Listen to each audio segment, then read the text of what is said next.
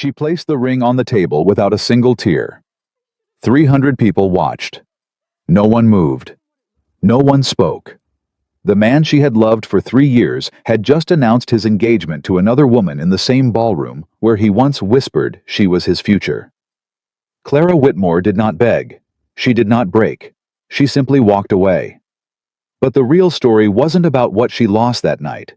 It was about what she became after. If you've ever been left behind by someone who didn't deserve you, this story is for you. Subscribe. Stay until the end and drop your city in the comments. I want to see how far this story travels. The ring sat on the edge of the silver tray like it weighed nothing at all. Clara Whitmore stared at it for one breath. Then two.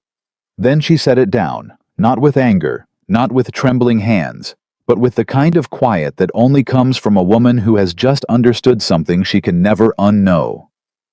She turned around. 300 people were watching her, and not one of them said a word. It had started as the most important evening of her life. That was what Clara had told herself when she laced up her blue gown, the pale blue one, the color of a winter sky just before dawn. She had chosen it deliberately. Nathaniel Ashford had once taken her hand at a spring picnic and said, "Clara, you should wear that color forever. It makes you look like you belong to something beautiful." She had kept that dress for 2 years. Saved it. Mended the hem twice. Tonight she believed was the night it was meant to be worn.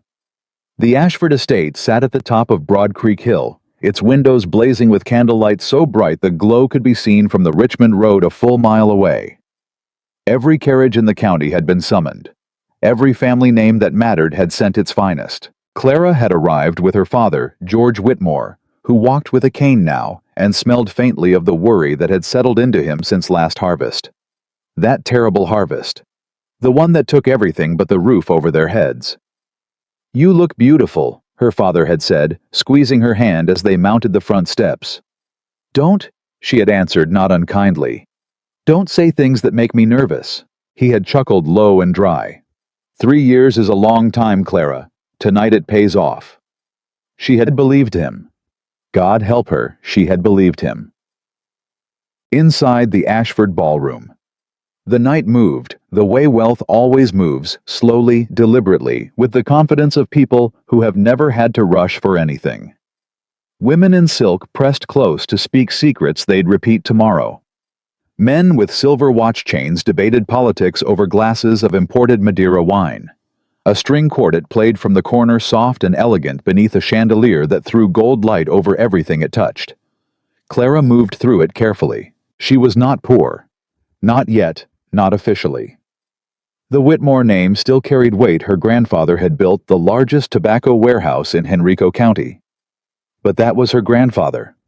Her father was a different story, and everybody in this room knew it, even if no one said it aloud.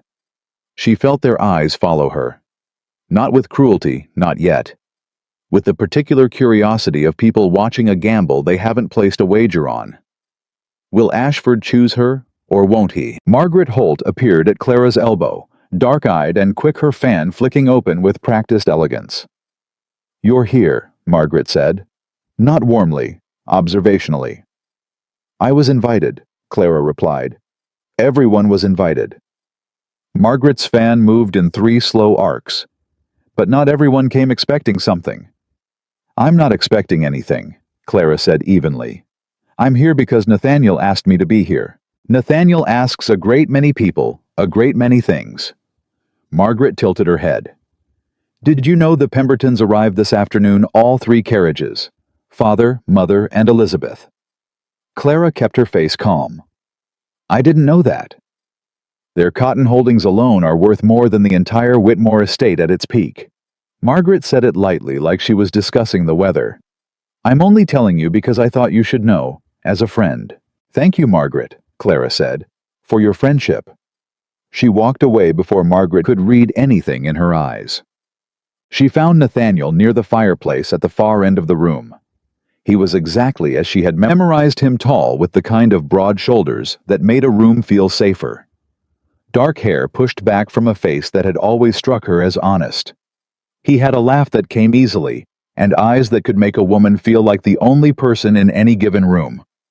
For 3 years, those eyes had been for her. Clara. He said her name quietly, stepped forward, took her hand and pressed it briefly. Not a kiss. Just pressure. You look well? She studied him. There was something different tonight. Something that moved behind his expression, like weather behind glass. Nathaniel, she said. Is there something I should know? He looked away first. That told her everything, but she refused to let herself understand it yet. Tonight is an important night for the family, he said. There are expectations. There have always been expectations, Clara interrupted gently. That's never stopped us before. Clara. He said her name again, and this time it sounded like an apology. My father and I have been in discussion for several months now. There are financial realities that... Nathaniel. Her voice was very quiet. Look at me. He looked at her. Whatever you're about to do, she said, do it quickly, please. He opened his mouth, closed it. Then someone across the room called his name. His father, Harlan Ashford, white-haired and commanding, gesturing toward the center of the ballroom. Nathaniel said, I have to go. And he left her standing by the fireplace. She knew. In the 12 minutes that followed, she knew. She watched Nathaniel cross the room. She watched him take his position at the center of the floor as the quartet faded. She watched his father raise a glass and begin speaking with the smooth authority of a man who has controlled rooms his entire life. Harlan Ashford spoke about legacy, about the responsibilities of great families, about the future of Virginia and the men and women who would shape it. He spoke for 4 minutes. Then Nathaniel stepped forward, and Clara felt something inside her chest go very, very still. It is my honor, Nathaniel said, his voice carrying clearly across the ballroom, to announce my engagement to Miss Elizabeth Pemberton of Charleston. A young woman appeared from the crowd, 22, fair-haired, dressed in the kind of pale gold that costs more than most people earn in a year. She smiled with perfect composure and took Nathaniel's arm. The room erupted. Applause. Laughter. Congratulations called across the crowd. 300 people celebrating. And Clara Whitmore standing absolutely still in a pale blue dress, holding a glass of wine she could no longer feel in her hand. She did not cry. She wanted to. God, she wanted to, but something in her refused to give this room that satisfaction. Margaret Holt found her within seconds. Of course she did. Oh, my dear, Margaret said, and she actually sounded sorry. Did he not tell you? He told me enough, Clara said. You should sit down. I look fine, Clara said. She looked for her father. Found him across the room, his face white as chalk cane gripping the floor, eyes moving from Nathaniel to Clara and back again with the expression of a man watching a building he'd loved burn slowly to the ground. Clara set her wine glass on the nearest table. She walked not fast, not slow toward Nathaniel. People parted for her. They always do for someone moving with that particular quality of stillness. Nathaniel saw her coming. She watched something flicker across his face, regret maybe, or relief that she wasn't weeping. Elizabeth Pemberton watched her with the composed curiosity of a woman who has already won and knows it. Clara stopped in front of Nathaniel. She reached into the small silk purse at her wrist. Withdrew the ring, the simple gold band with the pale stone he'd given her on a rainy Tuesday evening 2 Aprils ago, when he'd knelt in the mud of her father's garden and told her she was the only woman in the world he could imagine building a life with. She held it out to him. Nathaniel, she said, and her voice did not shake. Not one syllable. I spent 3 years loving you well. I don't regret a single day of it. But I will not spend one more day being useful to you. Nathaniel said nothing. His jaw was tight. His eyes were not quite meeting hers. Take it, she said. He took the ring. The room had gone quiet enough that people 3 groups away had stopped mid-sentence to listen. Clara looked at him for one more moment, really looked the way you look at something you are choosing to let go of. And then she said simply, clearly for the entire room to hear, Thank you, Nathaniel. Tonight you showed me the difference between being loved and being chosen for your usefulness. I hope she makes you very happy. I hope someday that matters to you." She turned. She walked through the crowd, which parted now not from politeness, but from something that looked a great deal like awe. She retrieved her shawl from the entrance hall. She walked out the front door. And the moment she stepped into the night air, dark and warm, alive with the sound of crickets and the distant smell of honeysuckle, she pressed one hand flat against the stone wall of the Ashford estate and let herself shake. Just once. Just for a moment. Then she straightened her back, drew her shawl around her shoulders, and walked down the drive toward the road. She had gone perhaps a quarter mile when she heard boots on gravel behind her. She turned, half expecting Nathaniel, and found a stranger. He was taller than Nathaniel, broader, somewhere around 30, maybe a few years past that, with the kind of face built for honest weather and hard decisions. Not handsome, the way Nathaniel was handsome, but solid. Real. He wore a dark riding coat trail-worn at the cuffs, and he held his hat in one hand. "Ma'am," he said, stopping a respectful distance back. He had a Kentucky cadence to his voice, low, unhurried, the kind of voice that didn't waste itself. "I don't mean to startle you. I was just cutting through the drive on my way to the road. My horse is at the post up ahead." "Then we're going the same direction," Clara said. He studied her for a moment, not rudely, just honestly. "You all right?" he asked. "I'm quite well, thank you." He didn't look convinced, but he didn't push. He just fell into step beside her at a distance that was careful and respectful, and for a few seconds they just walked. Then he said quietly, "I was at the edge of the party, near the garden door. I heard what you said to him in there." Clara kept her eyes on the road ahead. "I imagine most of Richmond will have heard it by morning." "Probably so." A pause. "For what it's worth, you said it well." "Thank you." Another silence. Warm night air moving between them. "William Carter," he said. "I'm from Henderson County, Kentucky. I was in Richmond on land business. I didn't know the Ashfords personally. I was invited through a mutual acquaintance. I probably shouldn't have come." He said it with a dry self-awareness that surprised her into almost smiling. "Clara Whitmore," she said. "Richmond. I probably should have left an hour earlier." That made him exhale, not quite a laugh, but close. They reached the post where his horse was tied, a dark bay, large and calm, who turned its head at Carter's approach like it recognized someone trustworthy. Carter untied the reins. Then he reached into his saddlebag and drew out a wool coat worn soft with use. "It gets cold on the road after dark," he said, holding it out. "Even in summer." "I'm not going far," Clara said. "Just to the road. My father will follow with the carriage." "I know," Carter said, "but take it anyway." She looked at him. There was nothing in his face that asked for anything. No performance, no pity. Just a person offering a coat to another person standing in the dark. She took it. It was heavy and warm and smelled like cedar and wood smoke. "You can send it back to Henderson County when you're finished with it," he said, his voice carrying that same dry, almost humor. "Or don't. I have others." Clara pulled it around her shoulders. For one moment, she felt something dangerously close to the urge to cry. Not about Nathaniel, not anymore, but about the simple, uncomplicated kindness of a stranger offering warmth without conditions. "Mr. Carter," she said, "can I ask you something?" "You can ask me anything, ma'am." "Do you believe people can change, start over, build something entirely new from what's been broken?" Howe was quiet for a moment. Not the quiet of a man who didn't have an answer. The quiet of a man who was giving the question its due. "I reckon," he said at last, "that the people who start over successfully aren't the ones who pretend the wreckage didn't happen. They're the ones who learn to build with what's left." Clara looked at him for a long moment. "That's either very wise or very simple," she said.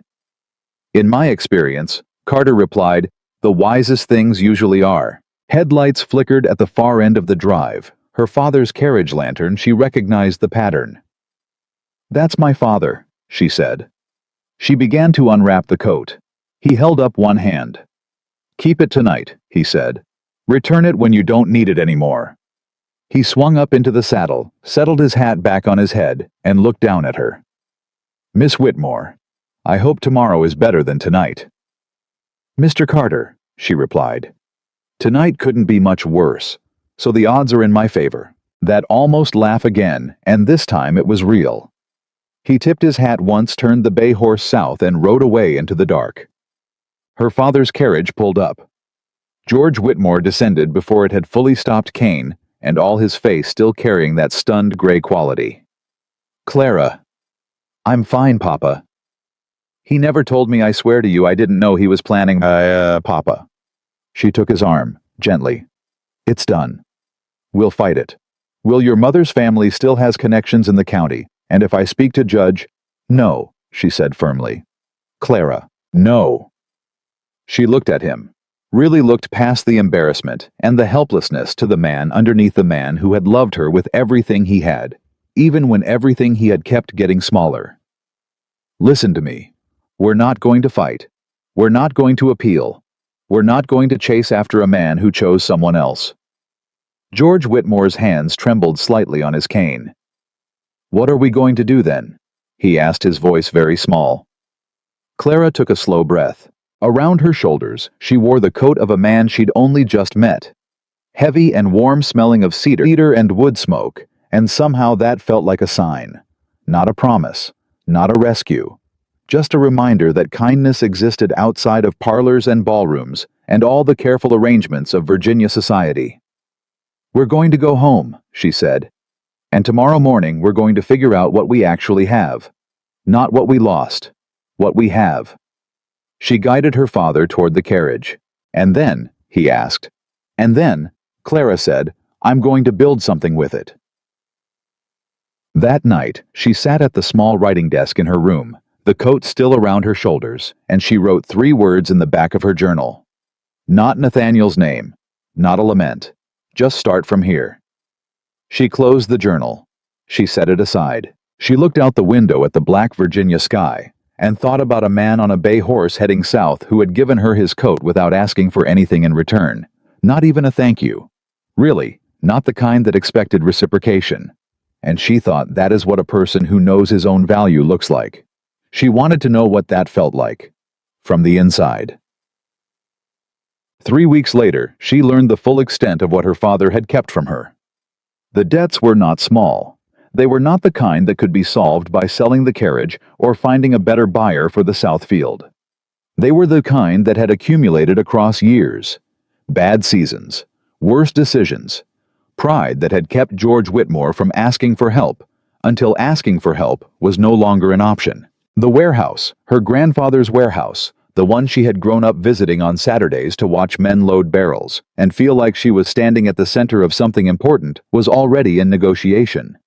Not her father's negotiation. The creditors. She found this out from the family's attorney, a dry-voiced man named Eustace Pratt, who had the manner of someone who delivered bad news so regularly that he'd forgotten it was bad. The primary holdings will likely be liquidated within 60 days, Pratt said, arranging papers on his desk. There may be a remainder depending on the outcome of the Broad Creek parcel sale, but I would not recommend planning around it. Clara sat very straight in the chair across from him. What would you recommend? She asked. Pratt looked at her over his spectacles with the kind of expression that men of his generation wore when speaking to a woman about money, not unkind exactly, but clearly expecting her to be receiving information rather than asking for options.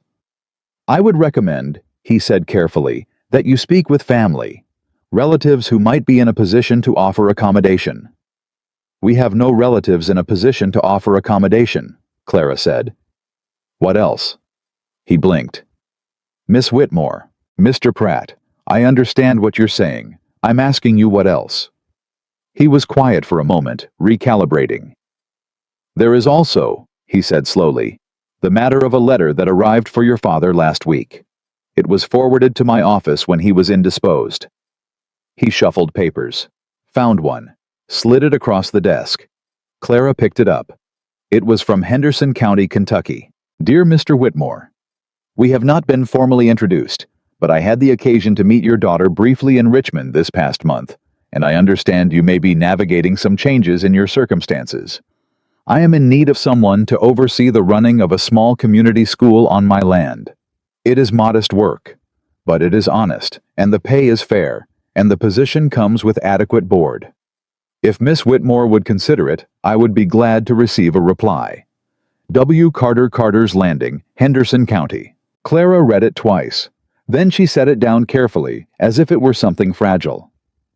"Do you know this man?" Pratt asked. "I met him once," Clara said, "for approximately 15 minutes. And yet he writes to your father. And yet he writes to my father." Clara agreed. She thought about the coat. The bay horse disappearing south into the dark. Build with what's left. "Mr. Pratt," she said, "I'll need to discuss this with my father, but I believe we may have a direction." She picked up the letter. She folded it with great care. She put it in her coat pocket, her own coat this time. And she walked out into the bright Virginia summer morning with the feeling tentative, fragile, but unmistakably present of something that was not quite hope yet, but was perhaps the beginning of the conditions necessary for hope. Her father fought her on it. "Kentucky," he said, like she'd suggested the moon. "Clara, I will not send my daughter to Kentucky." "You're not sending me," she said. "I'm going." "You don't know this man. You don't know anything about this." "I know he wrote a letter when he didn't have to. I know he offered work instead of charity. And I know," she said, meeting her father's eyes steadily, "that everything I knew here has either burned or been sold. So." George Whitmore sat heavily in his chair. The sitting room around them was beginning to look hollowed out, the good silver already gone. Several paintings absent from the walls, the carpet rolled to the side for inventory. "You were going to be the mistress of the Ashford estate," he said quietly. I know what you thought, Papa." Clara crossed the room and sat beside him. She took his hand, old and papery, now the hands of a man who'd worked hard and lost much of what he'd worked for. "But I think maybe we were both so busy planning for that future that we forgot to make sure we had the foundations for any future." He was quiet. "I'll be careful," she said. "I will write every week. And I'm not going forever. I'm going to learn something. I'm going to build something. With a schoolhouse in Kentucky. With whatever I have," she said. "Starting there." George Whitmore looked at his daughter for a long time. Then he said in a voice very different from the one he usually used, quieter, older, more honest, "Your mother would have liked this version of you." Clara's throat tightened. She did not cry. "Tell me the same thing in a year," she said, "when I've earned it." She wrote back to William Carter. The letter was short. "Mr. Carter, I accept your offer. I will arrive in Henderson County within the month, depending on travel arrangements. I am capable of basic accounting, correspondence, farm management, and I have been teaching reading to the children of our household staff for several years. I hope these skills are useful to you. I should also mention, I still have your coat. I will return it in person. Clara Whitmore." She posted it the same afternoon. Then she began to pack. Not much of what she owned was hers anymore, truly. The blue dress, she folded it carefully and left it on the bed. She didn't take it. Not because she was angry at it, but because the person who had worn it to the Ashford estate that night was gone now, and it seemed wrong to carry her along. She took practical things. Dark wool, good boots, her journal, the small box of her mother's letters, a book on land management she'd borrowed from her father's study years ago and never returned. She took Carter's coat. She did not look at Nathaniel Ashford's house as her carriage rolled past it on the road south. Not because she couldn't stand the sight of it, but because she found, somewhat to her own surprise, that she genuinely had no interest in looking backward. Whatever was ahead of her, it was in that direction, and she was going to it. The carriage rolled south through Virginia in the last heat of summer, through red clay roads and fields heavy with tobacco and the smell of cut grass, and Clara Whitmore sat by the window and watched the world move and felt for the first time in 3 years entirely and completely like herself. She didn't know what was waiting in Kentucky. She didn't know the man who had written her a letter without being asked to. She didn't know what she was capable of building, or how long it would take, or what it would cost. But she knew this. She had placed a ring on a silver tray. She had walked out into the dark, and she was still walking. The road to Kentucky was long, and it gave Clara too much time to think. She had expected that. What she hadn't expected was the way her mind refused to settle on Nathaniel refused to replay the ballroom, the ring, the applause for another woman, and instead kept returning to something far simpler. A wool coat. A voice that didn't rush itself. Build with what's left. She pressed her hand flat against the window frame of the hired coach and watched Virginia blur into Tennessee. Tennessee into the wild green edges of Kentucky, and she made herself a promise. She whispered under her breath so the driver wouldn't hear it. I will not arrive broken. I will not let the first thing he sees be a woman who needs saving. I am going to work. I am going to learn. And I am going to be someone I can recognize when I look in a glass. She said it 3 times.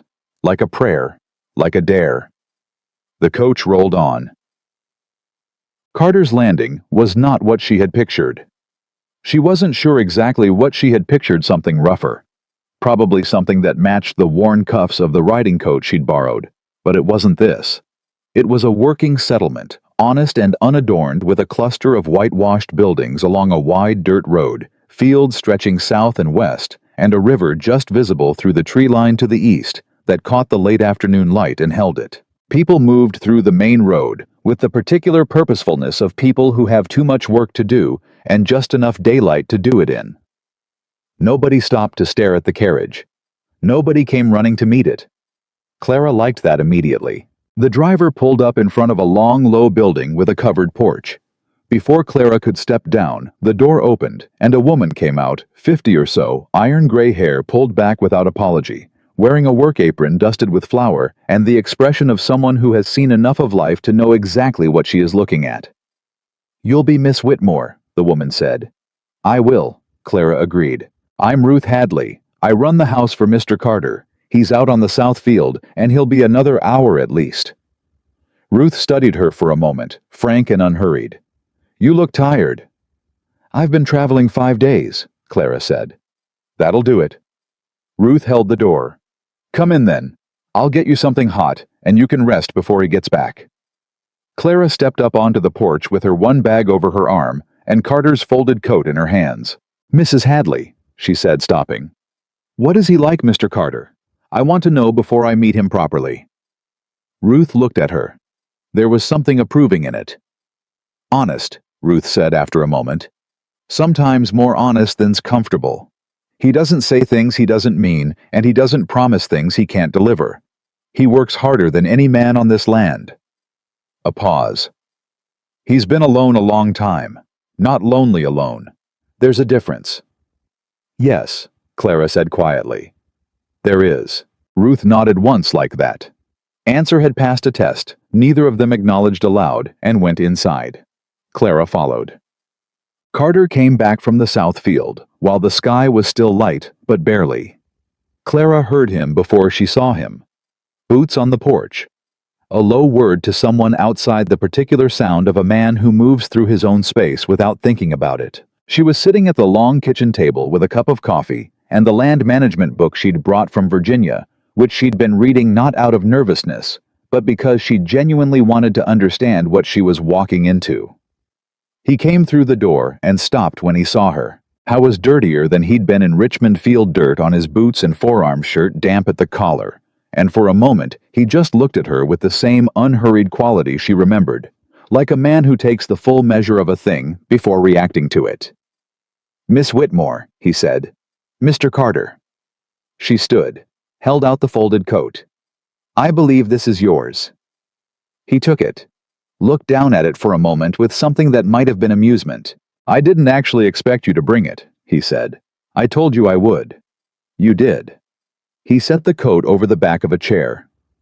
How was the journey? Long, she said. I spent most of it reading this. She held up the book. You have clay soil on the south quarter. The drainage is going to be a problem if you're planning to expand the corn. He looked at the book, looked at her. Then he pulled out a chair and sat down across from her, and the expression on his face had shifted to something she couldn't quite name. Surprise, maybe, or the early stages of respect. I've been saying that for 2 years, he said. My foreman disagrees. Your foreman is wrong, Clara said. The water table. I know, Carter said. Sit down, Miss Whitmore. Tell me what else you found in that book. She sat, and they talked for 2 hours while Ruth moved around the kitchen with the quiet satisfaction of a woman watching something she had hoped for begin to take its correct shape.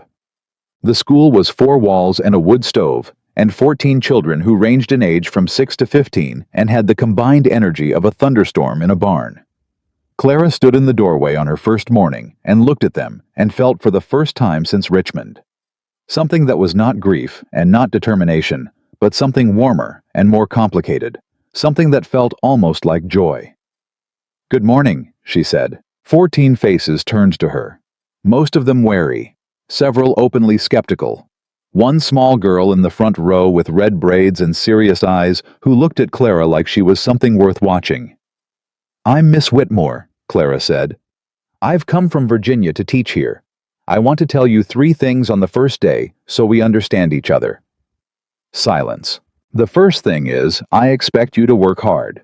Not because hard work is a punishment, but because it is the only reliable path to a life you choose, rather than a life that happens to you." She let that sit for a moment. "The second thing is, I will not pretend I know everything. When I don't know something, I will tell you, and we'll find the answer together." The small girl with the red braids was nodding slightly unconsciously. "The third thing is," Clara paused deliberately, "I am harder to discourage than I look." A boy of about 12 in the third row, heavy-set, with the kind of expression that communicated he had been to several schools and found them all wanting, said flatly, "My pa says women shouldn't run schools." "Your pa," Clara said pleasantly, "is welcome to come speak with me about it, any time." The boy blinked. "What's your name?" Clara asked. "Thomas," he said warily. "Thomas, can you read?" "Some." "Then we have the starting point." She moved to the front of the room. "Let's begin." 3 weeks in, she began to understand the shape of the place. Carter's Landing was not a rich community. It was a working one. Farmers and tradespeople and families that had come west looking for something better than what they'd left behind, and found something harder and more real. They were proud in the way that people are proud when they have earned everything they own, and suspicious of outsiders in the way that comes from experience with people who promised things they never delivered. Clara was an outsider. She knew it. She didn't pretend otherwise. What she did was work. She kept the school open 6 days. She borrowed books from Carter's personal library. He had more than she'd expected, stacked in the study, with the careless organization of a man who reads the way he eats without thinking much about table manners. She asked Ruth Hadley to teach her to make cornbread and how to read the weather by the color of the eastern sky in the morning. She sat with families in the evenings when they asked, helped with correspondence with contract reading, with the kind of arithmetic that keeps a farm from drowning in its own debt. She learned who needed what before they asked for it. It was, she realized one Tuesday morning while helping a woman named Mary Tanner draft a letter to her sister in Ohio. The thing she had always been good at, the thing she had spent 3 years doing quietly in Virginia, managing the edges of her father's household, keeping the accounts that her father's pride wouldn't let him admit needed keeping. She had been doing this her whole life. She just hadn't been given credit for it, Carter noticed. He didn't say so directly, that was not she was learning his way, but she would find extra candles in the schoolroom without asking. A sturdier chair appeared at her desk. When she mentioned that 2 of the younger children were struggling because they came in hungry.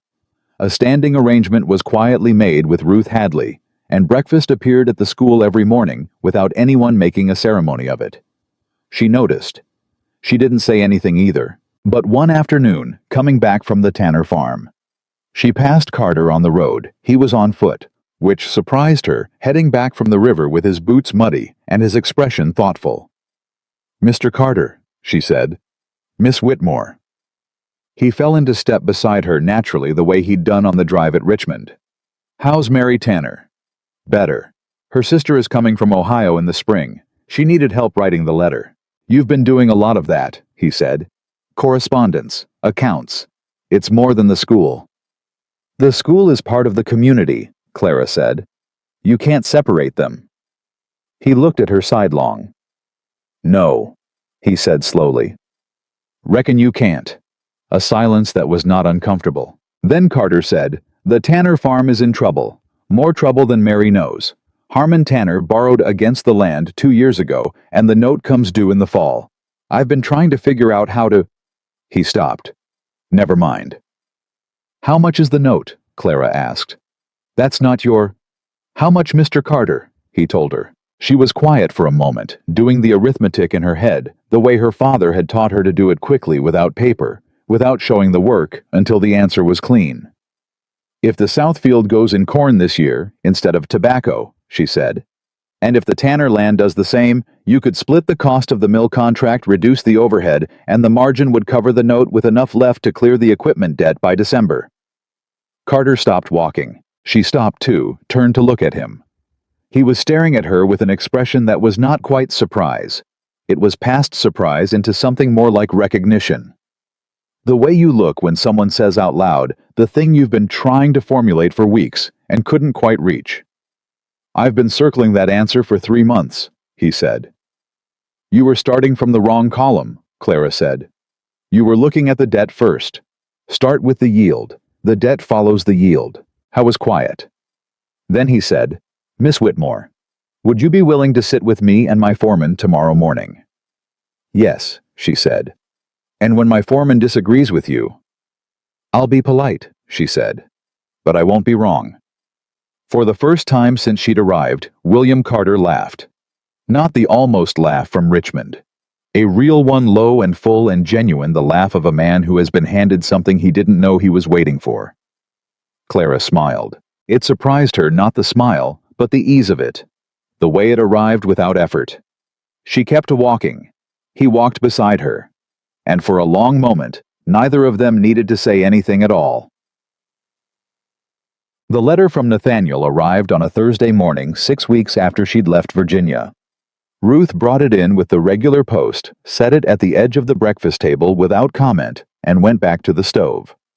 Clara looked at the handwriting, that precise, educated slope she had spent 3 years reading across dinner tables and garden walls, and felt something move through her chest that she didn't quite know how to name. Not love. She was past that, she thought. She was almost certain of that. Not anger either.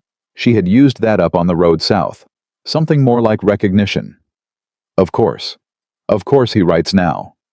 She opened it. It was 3 pages. She read them twice.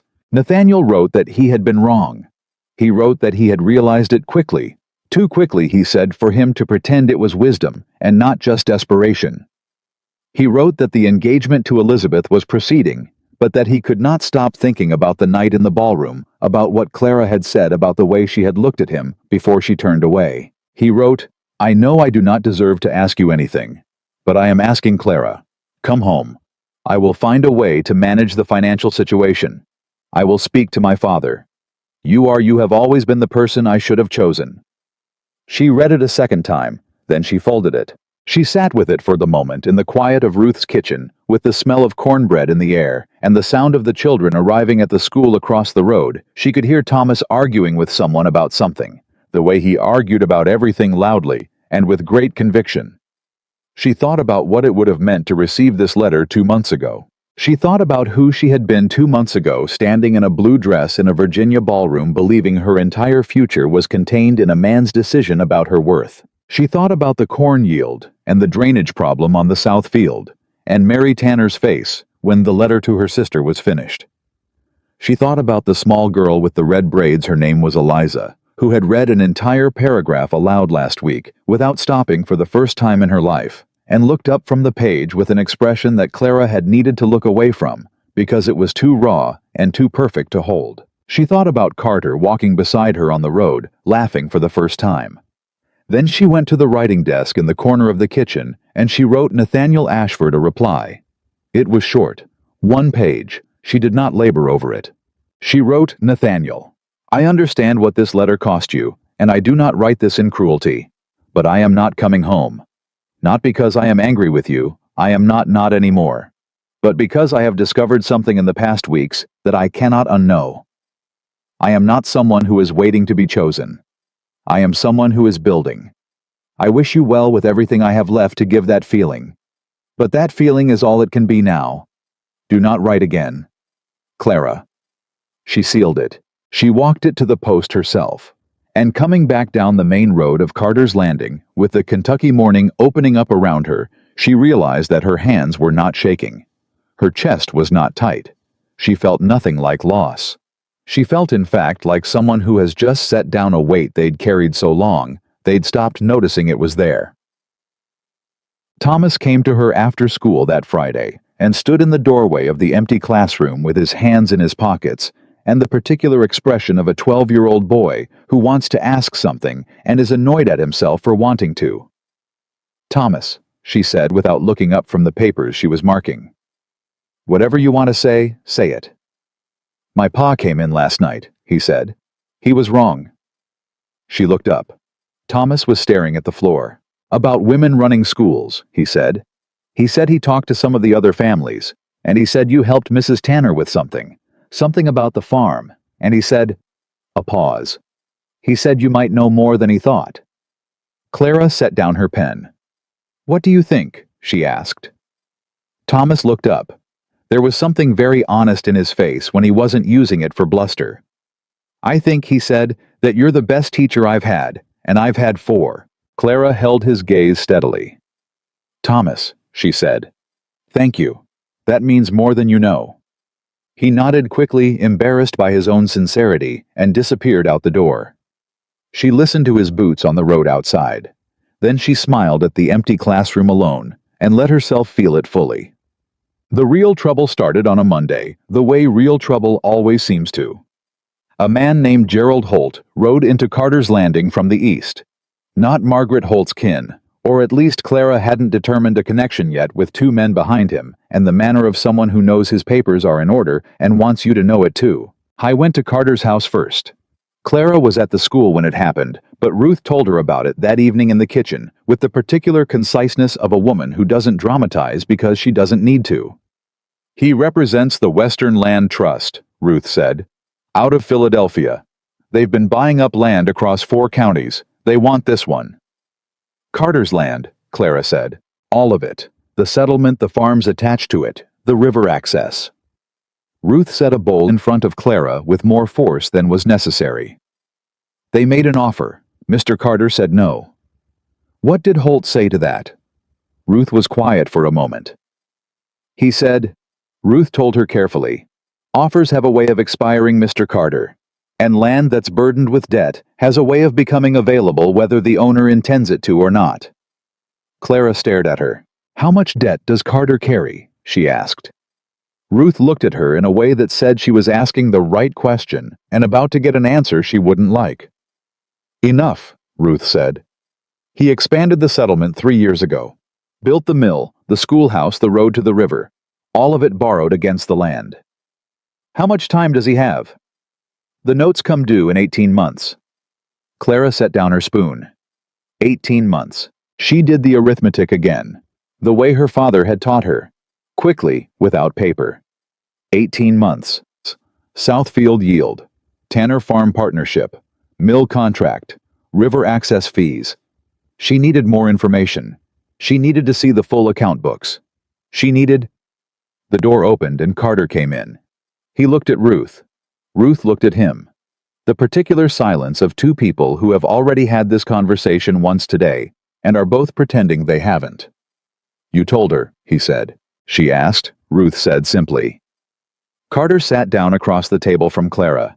He looked tired, not the physical tired of a man who has worked a long day, but the older tired of a man who has been carrying something alone for a long time. "Miss Whitmore," he said, "I want to be clear that this situation doesn't affect your position here. The school." "Mr. Carter," she said, "the school will continue regardless of—" "William," she said. He stopped. She had used his first name. She hadn't planned to. It had come out with the directness of someone who needs to be heard and knows that formality is getting in the way. He looked at her. "Show me the books," she said. "Clara, you hired me because you trusted my judgment," she said. "You sat with me and your foreman for 3 hours last week, and you changed the Southfield plan because I was right about the yield. You know I was right. So trust me now and show me the books." Something moved through his expression. Not surrender. Carter was not a man who surrendered. But something like the decision to stop fighting a current when you're a better swimmer than you think." He got up, went to the study, came back with a ledger that was thick and well kept, and opened with the authority of someone who has always been honest, at least with himself, about where things stood.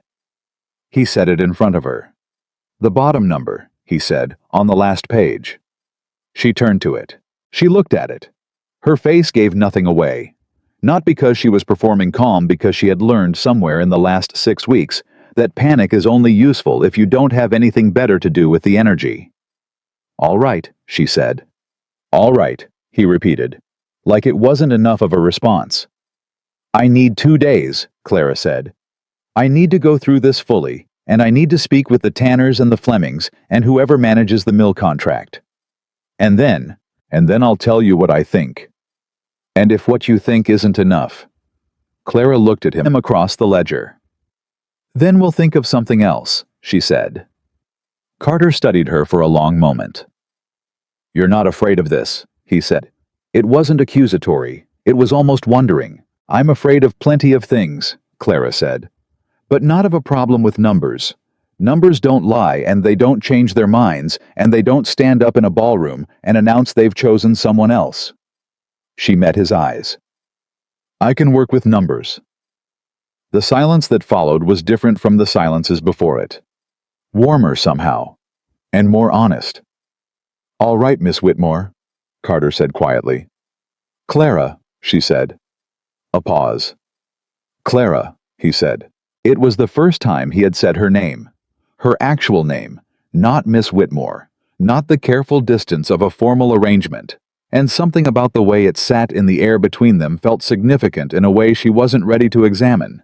She pulled the ledger closer, and she got to work. She worked through the night. Ruth left a lamp burning and went to bed without comment. Carter stayed for the first 2 hours sitting across from her answering questions, when she asked them quiet when she didn't, and then he went to the doorway of the study and stopped. "Do you need anything?" he asked. "No," she said without looking up. "You should sleep." "I'll sleep when I've found it." "Found what?" She looked up then. "The number that fixes this," she said. "It's in here somewhere. I just haven't reached it yet." He looked at her for a long moment, and then he said something she wasn't expecting. "I don't know many people," he said, "who walk into someone else's problem and look for the way out instead of the way clear." She didn't understand him for a moment. "Most people," he said, "when they hear there's a problem, they look for the exit. You sat down and started reading." Clara looked at him. "Where else would I look?" she said. He nodded once, like she'd confirmed something. "Good night, Clara," he said. "Good night, William," she said. He went. She turned back to the ledger. And somewhere in the small hours of that warm Kentucky night, with a lamp burning low and the sound of the river just barely audible through the open window, Clara Whitmore found the number she was looking for and sat very still for one breath, and then two, feeling something build in her chest that was larger than relief and quieter than triumph and entirely completely hers. She had been useful before. She had been useful to her father, useful to Nathaniel's idea of her, useful in the careful, decorative way that women of her station were supposed to be useful. But this was different. This was hers. Built by her hands from the inside of her own mind, in a room where no one had told her what to find or how to find it. She picked up her pen. She began to write. She presented her findings the next morning at the kitchen table with Carter and his foreman, a square-shouldered man named Dale Pruitt, who had the hands of someone who'd worked land his entire life, and the expression of someone who trusted numbers only slightly more than he trusted strangers. Clara had been awake since 4. She didn't look like it. She had made that decision deliberately. She had washed her face, pinned her hair, and sat down at that table, like a woman who had slept 8 hours and eaten a full breakfast, because she understood something her father had never quite learned. How you carry yourself in the moment before you speak determines whether people listen to what you actually say. She opened the ledger to the pages she had marked. "The debt is real," she said without preamble. "I'm not going to pretend otherwise. But the debt is not the problem. The problem is that you've been servicing it from the wrong accounts." Pruitt crossed his arms. "We service it from what we have." "You service it from the mill revenue," Clara said, which fluctuates with the season, which means in a dry year, you're short, and in a good year, you overpay, and neither situation improves your position. She turned the ledger toward him. If you redirect 30% of the Southfield yield income into a dedicated note account, separate, untouched, and renegotiate the mill contract from a seasonal rate to an annual flat fee. You stabilize the payment structure and eliminate the shortfall risk in the fourth quarter. Pruitt looked at the page, looked at Carter. That's not how we've done it, Pruitt said. I know, Clara said. That's why Gerald Holt is in Henderson County making offers. The room went quiet. Carter had not taken his eyes off her since she started speaking. Not the way men sometimes watched women assessing waiting for a mistake, but the way a person watches something they are trying to fully understand. There's more, Clara said. Tell me, Carter said. The Tanner partnership I mentioned last week, I've already spoken informally with Mary Tanner. If Harmon agrees, a shared mill contract between your land and theirs reduces the per bushel cost by almost a third. The river access fees that the trust is using as leverage against you. They're based on an old survey. The survey is wrong. I checked the boundary records last night against the map in your study. Your river frontage is 40 yards longer than the trust's documentation claims, which means their leverage on the access fees is built on a number that isn't accurate. Pruitt uncrossed his arms. Carter leaned forward slowly. You found that last night, he said. I found it at 2 a.m, Clara said. I would have found it sooner if the filing system in your study were organized by year instead of by subject. Pruitt made a sound that was not quite a laugh. Carter looked at her for a long moment, and then he said quietly, What does this buy us? Time, Clara said. 8 months minimum before the trust can make a legitimate legal claim on anything. Likely more once a proper surveyor confirms the boundary. 8 months is enough to restructure the payment accounts, formalize the Tanner partnership, and get the Southfield into production on the new plan. And Holt, Carter said. Holt is a buyer, Clara said. He's not a fool. If you approach him not as someone defending, but as someone presenting terms, you change the dynamic. You're not the man trying to hold on to his land. You're the man who controls the river access he needs for his eastern expansion. Pruitt said slowly, She's saying we have something he wants more than he's let on. That's exactly what I'm saying, Clara said. Carter sat back in his chair. The kitchen was very still. Then Pruitt said, Mr. Carter, I've been managing this land for 11 years. He paused. She's right about the survey. I've thought something was wrong with those numbers for 2 years and never chased it down. He looked at Clara with the frank respect of a man who has no patience for pretense, and therefore none for false modesty either. Ma'am, I apologize for last week. Last week, Clara said. In the field meeting. I was short with you. You were skeptical, Clara said. That's different. Skepticism I can work with. Pruitt nodded once firmly, like a deal had been made. Carter was still watching her. Clara, he said, how long will it take you to put this in writing? Formal enough to take to the county office. I already did, she said. She slid 3 pages across the table, neat and clean, and written in the small hours of the morning by a woman who had stopped waiting for permission to be useful and started simply being it. I assumed you'd want to move quickly. Carter picked up the pages. He read them. He read them a second time. Then he set them down and looked at her with an expression she hadn't seen on his face before, open, almost vulnerable, like something had been removed that he'd been wearing so long he'd forgotten it was there. Thank you, he said, simply, like the words were the full size of what he meant. Clara met his eyes. Don't thank me yet, she said. Holt comes back Friday. Friday came the way trouble always does on a bright morning when everything else looks fine. Gerald Holt rode in at 10 o'clock with his 2 men behind him, and a third she hadn't seen before, a younger man with an attorney's case under his arm, which told Clara immediately that the polite phase of this conversation was over. She was at the school when Ruth sent Thomas running to get her.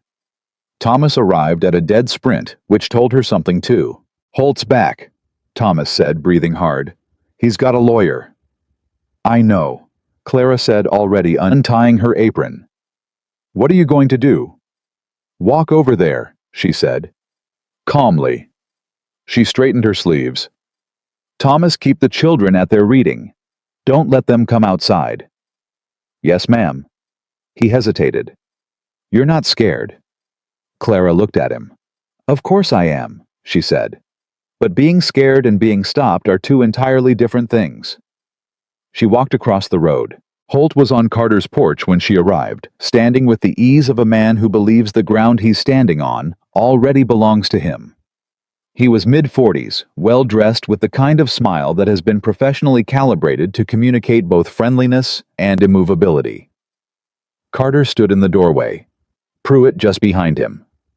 Holt saw Clara approaching, and the smile shifted, became curious, then recalculating. Mr. Carter, Clara said, stepping up onto the porch without slowing. I apologize for the delay. Shall we go inside? Holt looked at Carter. And this is Miss Whitmore, Carter said. She manages the settlement accounts. Holt studied her. I see. He said it in the tone men use when they mean I see, and I have already decided how much weight to give this. Clara smiled pleasantly. Mr. Holt, I understand your organization has an interest in the river access attached to this land. We have an interest in the land itself, Holt said. Yes, Clara said. I've reviewed your documentation. May I ask which survey are you working from? A small hesitation. The county survey, filed in 1809. Interesting, Clara said. Because the boundary markers on the 1809 survey don't correspond to the original land grant documentation, which was filed in 1804. There's a 40-yard discrepancy on the eastern boundary. She paused. Specifically, the 40 yards that includes the primary river access point your eastern expansion requires. The attorney opened his case, started shuffling papers. Holt's smile had not moved, but something behind it had. Miss Whitmore, he said carefully, those are significant claims. They're accurate claims, Clara said. I can show you the documentation if you'd like. We had a surveyor in on Wednesday. She had in fact written urgently to a surveyor in Louisville, who was a contact of the Whitmore family's old attorney, and he had ridden through in 36 hours on the promise of double his usual fee, which Clara had negotiated from Carter's contingency fund, without telling Carter until after it was done. His report confirms the discrepancy, which means the access fees you've been calculating your offer around are based on land that legally Mr. Carter already fully controls. The attorney had gone very still. Holt looked at Carter. Did you know about this discrepancy? I suspected it, Carter said, which was not entirely true, but was true enough. Holt turned back to Clara. The professional smile was still there, barely. This changes the conversation somewhat, he said. Yes, Clara agreed. It does. Because now you're not in a position to pressure Mr. Carter using access rights he already holds, which means the conversation isn't about whether he sells. It's about whether he has any interest in a partnership arrangement that gives your organization eastern expansion capability without requiring a full land transfer. Silence. Even Pruitt had gone quiet behind her. Holt said, a partnership arrangement. River access rights formally licensed at a rate to be negotiated. Annual fee renewable with a right of first negotiation clause, if Mr. Carter ever does choose to sell any portion of the eastern boundary. Clara let that sit for exactly 2 seconds. Your organization gets what it actually needs for the eastern expansion. Mr. Carter retains his land. Everyone leaves this porch having gotten something. Holt looked at her for a long moment. Then he looked at his attorney. The attorney gave the smallest possible nod. Holt said, I'd need to see the surveyor's report. Of course, Clara said. Ruth, would you bring the file from the study, please? Ruth, who had been standing just inside the door the whole time, brought the file immediately with the competent satisfaction of a woman who had prepared for exactly this moment. Clara stood perfectly still on the porch and did not let herself look at Carter, because if she looked at Carter right now, she was fairly certain she would lose the composure she'd been maintaining through sheer stubbornness for the past 8 minutes. Finally, Holt said, I'll need 2 weeks to consult with the trust. Of course, Clara said. We'll expect to hear from you by the 30th. Holt looked at her one more time. Something in his expression had shifted past recalculation into something that was, if not quite respect, at least the precursor to it. "Miss Whitmore," he said. "Are you an attorney?" "No," she said. "I'm a school teacher." He almost smiled. A real one this time. He tipped his hat, went down the steps. His men followed. The sound of hooves on the road faded, and the moment they were out of sight, Clara let out the breath she had been holding for the better part of 20 minutes and put one hand flat on the porch rail to steady herself. Carter was beside her. He didn't say anything for a moment, just stood there. Then, the surveyor. "Yes," she said. "You commissioned him without telling me." "I told you afterward." "You told me this morning at breakfast very casually between the cornbread and the coffee. I didn't want you to worry about the fee while you were preparing to meet Holt." A pause. "Clara," Carter said, "I'll pay for it myself if—" "I'm not talking about the fee," he said, and his voice was different now, lower, more careful, like a man navigating terrain he isn't sure of. "I'm talking about the fact that you walked into a situation that was mine to carry, and you just carried it." "Someone needed to," she said. "That's not—" He stopped, started again. "Most people would have stayed at the school." "Most people," Clara said, "didn't read that ledger." Carter looked at her. The moment held. And then from across the road, Thomas's voice carried through the air with the absolute untimeliness that only a 12-year-old boy can achieve. "Miss Whitmore Eliza says she finished the reading assignment and wants to know what's next." Clara looked across at the school, looked back at Carter. "I have to get back," she said. "I know," he said. She stepped off the porch. "William," she said, turning. "Yeah." "You're going to be all right," she said. "The land, the settlement, all of it. You're going to be all right." He looked at her with something that was not quite relief, and not quite gratitude, and not quite something else. Something that had no clean name yet. "I know," he said. "I think I do know that." She nodded once, and went back to her children. The second letter from Nathaniel arrived on a Wednesday, 10 days after she'd told him not to write again. She recognized the handwriting before Ruth even set it on the table, and she felt something cold move through her chest. Not fear, exactly. Something more like the feeling of a door you thought you'd shut, finding itself open again. She did not open it immediately. She taught the morning class. She helped Thomas with long division, which he approached like a personal enemy. She listened to Eliza read 3 paragraphs aloud, with the focused intensity of a child who has understood that reading is power, and intends to collect as much of it as possible. She waited until the schoolroom was empty. Then she sat at her desk and opened the letter. It was longer this time. 6 pages. She recognized the signs Nathaniel wrote longer when he was desperate, when the words had been building, and he'd released them all at once without editing.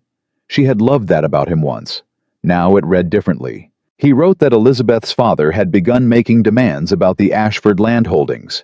He wrote that his own father was ill seriously, the kind of ill that couldn't be prettied up, and that the estate was in early discussions about restructuring. He wrote that he needed Clara, not wanted needed. He wrote that word 4 times across 6 pages. "I need you. I have always needed you. I was a fool not to see it when I had you." And then on the last page a line that made her go very still. "I am coming to Kentucky, Clara. Not to pressure you. Only to see you. To apologize in person the way I should have done months ago. I will be in Henderson County by the end of September." She read it twice. Then she folded very carefully, stood up, walked out of the schoolroom, crossed the road, walked up onto Carter's porch, knocked once, and went inside without waiting. Carter was at his desk. He looked up. "I need to tell you something," she said. He set down his pen. She told him. She handed him the letter without editorializing.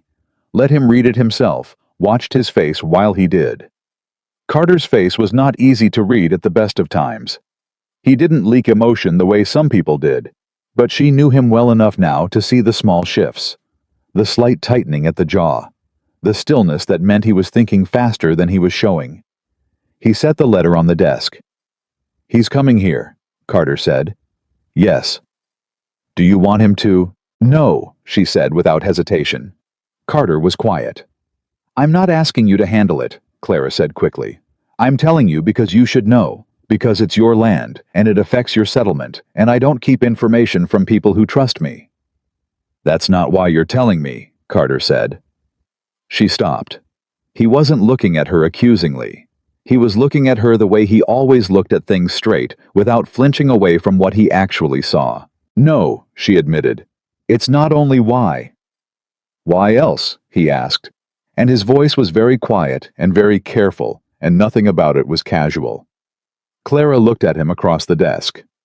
Because you're the person I wanted to tell, she said. Because when something happens now, good or bad, you're the person I think of first. And I thought you should know that too. The room was very quiet. Outside, a horse moved in the paddock. Somewhere far off, a crow called twice. Carter stood up from the desk. He crossed the room and stopped in front of her close enough that she could see the small scar above his left brow. She'd never asked about close enough that she was very aware of her own breathing. Clara, he said. Don't say something careful, she said. Please, I have had enough careful conversations.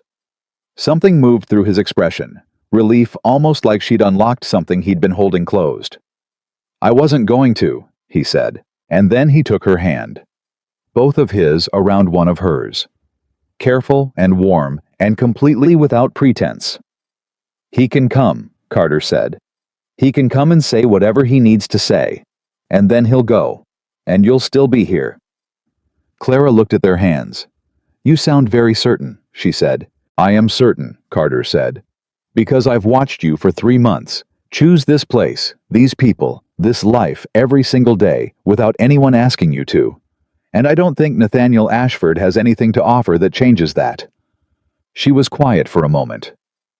What if he's changed, she said. Not because she believed it, but because she needed to say it out loud to someone who would answer honestly.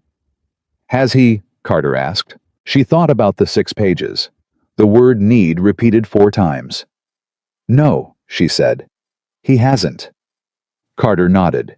He didn't let go of her hand. Then we'll be ready, he said. September came in hot and slow, and then on the 27th, Nathaniel Ashford rode into Carter's landing. Clara knew he was coming before she saw him. Thomas came running again, reliable as a bell, and she was already removing her apron and smoothing her hair when he burst through the school door. Man from Virginia, Thomas said. Fancy coat. 1 carriage behind him. Thank you, Thomas, she said. You want me to stay? She looked at him. 12 years old, and already understanding that some people need someone in their corner. Mind the school, she said. I'll be back in an hour. She walked out. Nathaniel was tying his horse at the post in front of Carter's house. He looked up when he heard her footsteps, and the expression that crossed his face was complicated relief, and something else, something that looked almost like surprise, like he had constructed a version of her in his imagination and found the real one different. She was different. She knew it. She could feel it in the way she was standing. Clara, he said. Nathaniel, she said. You should have listened to my letter. I know. He came toward her. I know I should have. But He stopped, looked around at Carter's landing, the road, the school, the mill, the people moving with their normal Thursday morning purpose. This is where you've been. This is where I live, she said. Something moved through his expression at that the word live, not stay, not work. He heard the distinction. You look well, he said. I am well. Clara. He stopped 2 steps from her, close enough that she could see the lines in his face. He looked tired, she thought. The kind of tired that came from inside. I made the worst decision of my life in that ballroom. I have known it since the night it happened. I let the money I chose wrong, and I have not stopped knowing it. She looked at him. For a moment, she let herself feel it, the 3 years, the blue dress, the ring on the silver tray. Let herself acknowledge that this man had been in another version of her life, the center of everything she was building toward. I believe you, she said. His face opened with hope. But Nathaniel, she said, do you understand what you're actually saying? You're not sorry you hurt me. You're sorry because Elizabeth's father is making demands, and your father is ill, and you need what I could give you. You need the Clara who managed things quietly and loved you without conditions. You need useful. That's not... You said need, Clara said. In your letter, 4 times. I need you. Not once did you write I love you. Not once did you write you deserve better. You wrote I need you, which tells me exactly what I am to you even now. Nathaniel was silent. Clara watched him, and she saw it happen the moment the defense collapsed, and the thing underneath it was just there, plain and unguarded. He was not a villain. She had never thought he was. He was something more familiar and more heartbreaking than that, a man who had been given a choice between what he wanted and what was safe and chosen safety, and was now standing in the consequences of it. You're right, he said. His voice was very quiet. You're right. I'm sorry, Clara. I know, she said. Is there... He stopped. Is there anything I can do? She looked at him for a long moment, and then she said something she hadn't planned to say, something that arrived with the strange, clean clarity of a truth that's been waiting. Yes, she said. You can go home. You can treat Elizabeth Pemberton like a person and not a financial instrument. And you can stop writing to me. She paused. That's how you make it right, Nathaniel. Not by coming back to me. By becoming someone who doesn't repeat the same mistake. He looked at her. His eyes were wet. She had not seen him cry in 3 years. She felt compassion for him. Actual, uncomplicated compassion, not love, not anger. Just the feeling you have for someone who is suffering from their own choices, and finally understanding the weight of them. Take care of yourself, she said. I mean it. She turned. She walked back toward the school. She did not run. She did not look back. She did not let herself feel triumphant, because this wasn't triumph. It was just the closing of a door that should have been closed long ago. She was 10 feet from the school when she heard boots behind her. Not Nathaniel's. These were heavier, more familiar, and then Carter was beside her, falling into step the way he always did, natural as breathing. How long were you watching? She said. Long enough, he said. You could have come out. You didn't need me to. She walked for a moment. No, she said. I didn't. I know. A pause. You all right? She considered the question honestly. Yes, she said. Actually, yes. They reached the school door. Inside, she could hear Thomas explaining something to the class in the overly confident tone of a boy who has been left in charge for exactly 1 minute too long. Carter stopped beside her at the door. Clara, he said. I know, she said before he could continue. He was quiet for a moment. What do you know? He asked. She looked at him directly, without the careful sideways quality of the past 3 months, without the professional distance of school teacher and landowner. Just her and him in the Kentucky morning, with the sound of children inside, and a man from Virginia riding away on the road behind them. I know what you were going to say, she said. And I know that I would have said yes. Carter looked at her.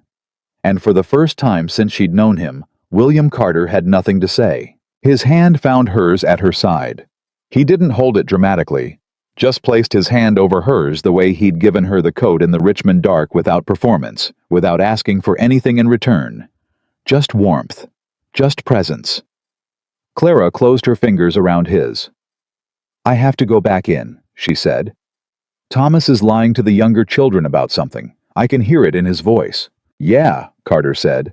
The almost laugh in his voice that she had come to understand was the realest thing about him. You probably should. She opened the door. She was 1 step inside when he said quietly behind her, Clara. She turned. He was standing in the September light with his hat in one hand, looking at her with the expression she had first seen on a dark Virginia road, the one that looked at her and saw not what she'd lost, but what she was. I'm glad you brought back the coat, he said. She smiled, a real one, the kind that didn't need to hide anything. So am I, she said, and she went inside, back to her children, back to her work, back to the life she had built from the inside out, and somewhere behind her on a Kentucky road. Nathaniel Ashford's carriage rolled east back toward Virginia, back toward the consequences of choices made in ballrooms, and the distance between where Clara Whitmore had been and where she was now felt in that moment like the exact length of a life finally begun. The week after Nathaniel left, Clara slept better than she had in months. She didn't analyze it. She just noticed it waking each morning with a clarity that felt unfamiliar at first, like a room with the windows finally opened. The weight she hadn't fully known she was carrying had lifted, and what remained underneath it was not emptiness, but space. Room to move, room to think forward instead of backward. Carter's Landing moved forward with her. Holt's organization sent word on the 30th as Clara had specified. The letter was formal and precise, and said in the careful language of men who are accustomed to winning and are adjusting to not winning, that the Western Land Trust was prepared to discuss a licensing arrangement for river access rights. They proposed a meeting in Louisville in the second week of October. Carter read the letter at breakfast and slid it across the table to Clara without a word. She read it, slid it back. "They're sending their Eastern director," she said. "Not Holt." "I noticed that," Carter said. "It means they took the boundary survey seriously. Holt doesn't have authority to negotiate a new structure. They had to go above him. Which means we have more leverage than we thought. Which means," Clara said, "that you should go to Louisville prepared to walk away." Carter looked at her over his coffee.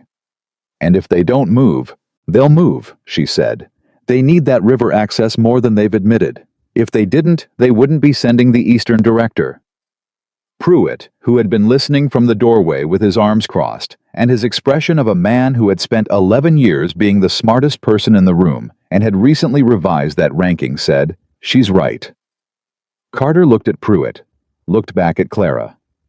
"You're coming to Louisville," he said. It wasn't a question. "I assumed so," Clara said. "Someone needs to keep you from being too agreeable." "I'm not agreeable," Carter said. "You're polite," she said. "In negotiations, that reads the same."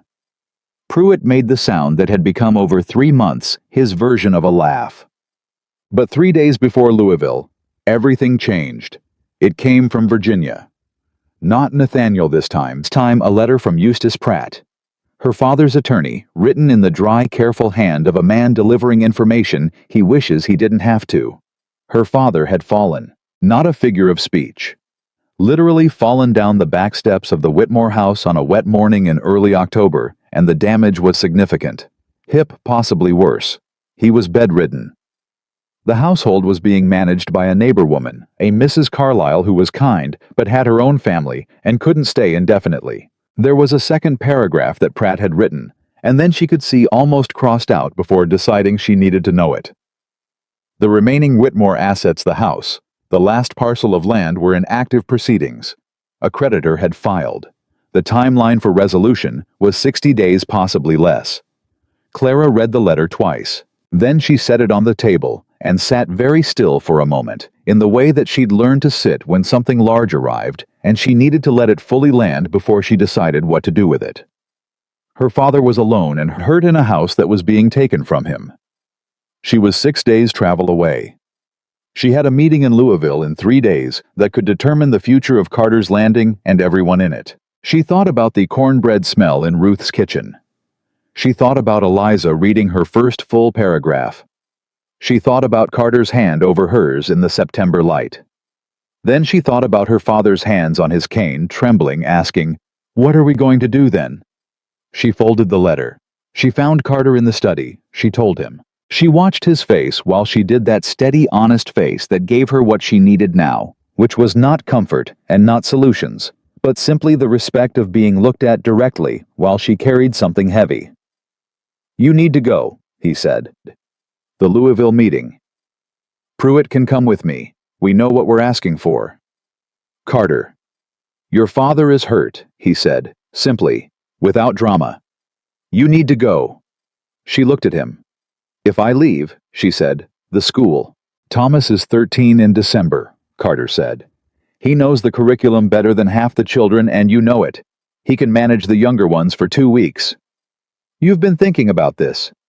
"I started thinking about it when I saw your face come through the door," he said. She was quiet for a moment. "I don't know how long I'll need to be there," she said. "I know. The house may be lost. He may need Clara." His voice was very quiet. "Go take care of your father. Everything here will be here when you come back." She looked at him and felt something move through her that she couldn't quite speak. Gratitude, yes, but more than that. The particular feeling of being known by someone. Of having someone look at your situation and understand without your having to explain the calculus of it exactly what it costs you. "I'll be back before the first snow," she said. "I know that too," he said. She left the next morning. Virginia looked smaller than she remembered. She couldn't explain it rationally. The roads were the same, the red clay, the smell of late tobacco, the sky that particular shade of autumn blue that she had grown up calling home. But something in the scale of it had changed, or perhaps something in her had, and the result was the same. It looked like a place she had once lived, rather than a place she lived. Her father was in the back bedroom, propped on pillows, looking older than 6 months should have made him, and more relieved to see her than he knew how to say. "Clara," he said, and the word came out with the particular fragility of a man who has been trying not to need anything and failing at it. "I'm here, Papa," she said. She sat beside him and took his hand and did not cry, because if she cried, he would spend energy comforting her that he needed for himself. "The house," he started. "I know," she said. "We'll talk about it when you're stronger." "There's not much time, Papa." She squeezed his hand. "One thing at a time." He looked at her for a long moment, and then he said with a different quality in his voice, something almost wondering, "You're different." "Yes," she said. "What happened to you out there?" She thought about how to answer that. "I stopped waiting for someone to tell me what I was worth," she said. "And I found out for myself." Her father was quiet. Then, with the honesty of a man who has had months of pain and forced stillness to think about the things he'd rather not. "I should have taught you that. When you were young. Instead of—" He stopped. "Instead of teaching you that the right marriage was the answer to everything." "You taught me what you knew," Clara said. "And what you knew came from love. That's enough, Papa." His eyes were wet. He looked away. "Is it a good place?" he asked. "Kentucky." "It's a very good place," she said. "And the man who wrote the letter—" She was quiet for a moment. "He's a good man," she said. Her father nodded slowly, pressed her hand. "Then you went in the right direction," he said. She spent 2 days at her father's bedside before she allowed herself to turn her attention to the house. What she found was not as bad as Pratt's letter had made it sound, which was not to say it was good. The debt was real. The creditor was real. But the creditor, a merchant named Aldous Finch, who had extended credit to her father's tobacco operations 4 years ago, was not, when Clara finally sat across from him in his counting house, the implacable force she'd expected. I was 60 years old, and tired, and wanted his money more than he wanted a house. "Miss Whitmore," he said when she laid out her proposal, "you're asking me to extend the settlement period by 45 days. I'm asking you to accept a partial immediate payment and extend the remainder," Clara said. "The immediate payment demonstrates good faith. The 45 days gives me time to arrange the full balance from assets currently in negotiation." The assets in negotiation were her share of the Louisville agreement. Carter had told her before she left that if the river access licensing came through as expected, she was to consider a third of the first year's fee as hers, which she had argued about, and he had refused to argue back, simply saying, "You built it, Clara," in a tone that did not invite further discussion. Finch looked at her proposal. "Where is the immediate payment coming from?" he asked.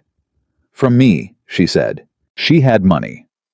Not much what she'd saved from 6 months of Carter's wages, which were modest but honest, and which she had spent almost nothing of because she had not needed to spend anything. She had been living inside someone else's generosity and working as though it were her own, and the result was a small sum that was now in this moment exactly enough to matter. Finch read her letter of proposed terms. He was quiet for a long time. Then he said, "Your father borrowed from me because he trusted me not to ruin him." "I know," Clara said. "I don't want to ruin him." "I know that too," she said. He signed the extension. She walked out into the Virginia afternoon with the paper in her hands and felt something she hadn't expected. Not triumph, not even relief. Just a kind of sorrow for her father's pride, for the years he'd spent trying to keep a shape that was already changing, for all the things that could have been different if someone had sat down with the numbers earlier. She had been that person. She could have been that person years ago if anyone had thought to ask her. She folded the paper. She went back to her father. The letter from Carter arrived on a Thursday, 8 days after she'd left Kentucky. It was not long. Carter was not. She had learned a man who wrote long letters. What he wrote was exact. Louisville went well, better than expected. Pruitt sends his regards and says, quote, "Tell her she was right about the Eastern director. The agreement is signed. Access rights annual fee, renewable right of first refusal clause, all of it. Holt's organization agreed to every term. Pruitt says I should tell you we walked away twice before they came to us. I say, that was your strategy working. The settlement is stable. Come back when you're ready. The school is fine. Thomas has been running it with considerable authority. He told Eliza yesterday that she reads better than most adults. She told him that was obvious. W. Carter. Clara read it 3 times. She laughed on the third reading, a real laugh, quiet and private in her father's sitting room, and then she pressed the letter flat on the table and sat with it for a moment. Come back when you're ready. Not come back soon. Not we need you. Not a demand or a pressure or a subtle reminder that she was expected somewhere. Just come back when you're ready. She read it 1 more time. Then she went and told her father she'd need another week. The twist came from a direction she hadn't anticipated. It always does. It was Margaret Holt, not Gerald Holt, but Margaret Holt of Richmond, whom Clara had not thought about since the night of Nathaniel's engagement party, who appeared at the Whitmore house on a Friday morning, unannounced, dressed in traveling clothes, with the expression of a woman who has rehearsed something and is determined to say it before her nerve fails. Clara answered the door herself. They looked at each other for a moment. I heard you were in Virginia, Margaret said. Word travels, Clara said. May I come in? Clara stepped back. Margaret came in, sat down, did not remove her gloves, which told Clara this was not a social call she intended to extend.